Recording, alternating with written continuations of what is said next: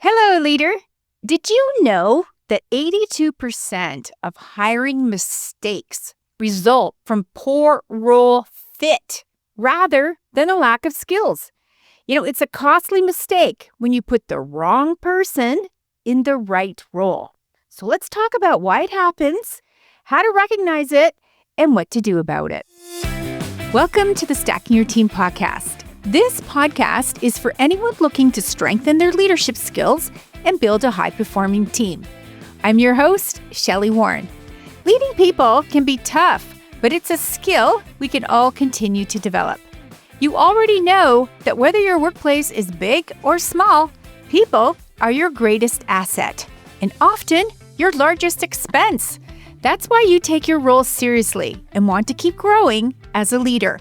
You'll find that each episode is designed to provide practical solutions that you can apply immediately. So let's dive into today's episode with a couple of quick reminders. No one escapes team troubles, including me, and the team that got you here may not be the team that will get you there. It's a common leadership fumble. Here's what it can look like. You promote one of your top performers who isn't actually ready to step into a leadership role. Or you hired someone based solely on their likability, not skill or fit. Or you keep an underperforming person in a role solely out of loyalty.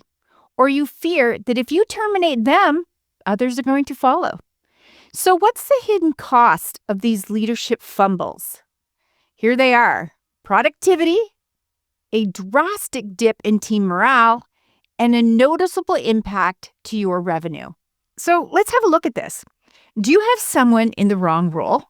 Here are some red flags to watch out for. They struggle to meet expectations despite their effort to try harder, work late, or even do more. They're overwhelmed or disengaged because they're preoccupied with being discovered that they're not a good fit for the role. Or they have the right skills, but they can't execute in this role because they're reluctant to lead, reluctant to provide feedback, reluctant to say no, or to make decisions on their own. And here's a common one. The team isn't responding well to their leadership style. Now, here's a real example of this. One of my clients had a long-standing team member in a leadership role. Now, she offered this role based on the fact that they had worked together in the past at a different organization and got along well there. So when she launched her own business, she offered to bring her coworker along with her and create a role for her. Are you feeling anxious just listening to this? Me too. The initial role was loosely defined, but they seemed to do okay in it, albeit there were some disappointments over the years. Now, as the team grew, it became necessary to have a team leader role introduced to provide daily direction, oversee outcomes, coach for decision-making, and generally ensure the business owner didn't have to stay tethered to client projects to ensure the brand's reputation for client care would be maintained. Sounds about right. So what went wrong? This person was not a great fit for a team leader role because they simply put more emphasis on being a friend rather than a leader. They were much more focused on having everyone like them. So mistakes were covered up. Mediocre work was delivered, and much to the chagrin of the business owner who found out later through client feedback, this person often blamed the business owner for being too demanding, unreasonable, inflexible, and having too high of expectations of the team. Can you feel it? This person was being stretched in a team leader role. They wanted the pay raise, wanted the influence, wanted the prestige of the role, but did not want to have to hold anyone accountable to standards, including themselves. So now you can see that the team leader, whose role it is to coach other team members, communicate the why behind the standards, and rally the team to step up and deliver high-quality outputs consistently, did the exact opposite. They were more often focused on pushing back without any rationale, questioning workflows and processes without any rationale, and undermining the business owner with clients. So, how did my client fix this without breaking her whole team? And by the way, you can do this too. Yes, you can. First up, we assessed the situation. We had to look at whether it was a training gap, a coaching issue, or was it truly the wrong fit? Now, this business owner offered multiple opportunities for this person to be coached, and things would level out for a bit, but then drift back into the negativity, the pushback, and the risk of client care. Now, during each of these coaching moments, the business owner took great care to host an open and honest conversation with examples and with reminders about their long-standing working relationship. We also considered alternative roles for this person, but ultimately, there was just too much damage done and too much negative influence and broken relationships across the whole team. A full reset was needed, not a redeployment of this person to a different role. After much coaching, second chances, and damage control, both with the team and clients, this person was terminated, and the atmosphere in the business changed for the better almost instantly. Right role, wrong person.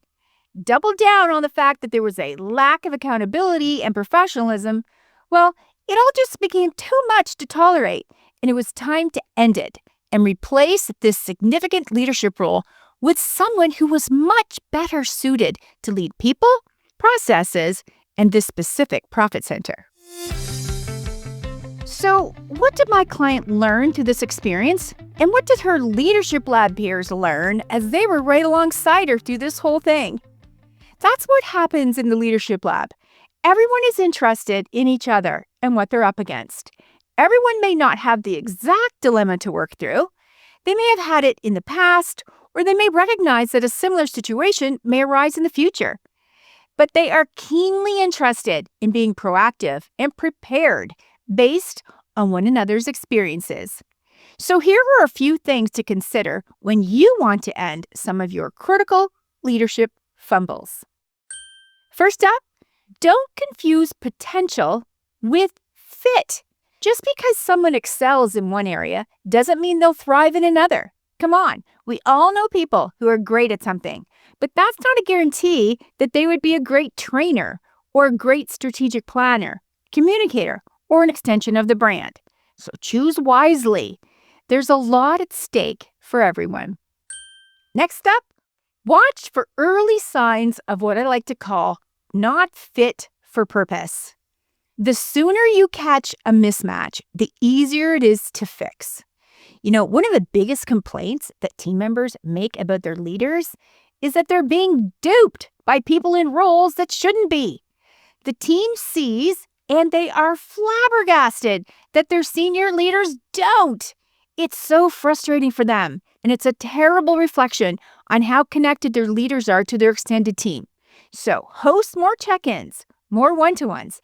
Ask for feedback often from those they are responsible to.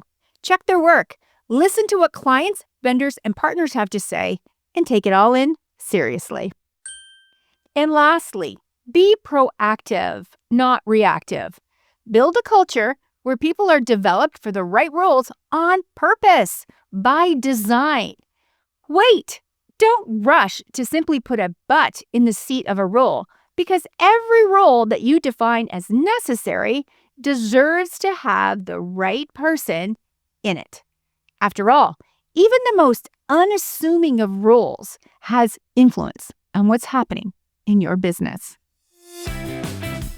Hey, did you know I host a free live workshop every month? Each session is packed with game-changing insights to help you grow and lead with confidence. And people tell us our workbooks are fantastic. Want to know when the next one is and what we'll be diving into? Subscribe to our weekly newsletter and you'll always be in the loop. This could be the most valuable hour you've invested in yourself in a very long time.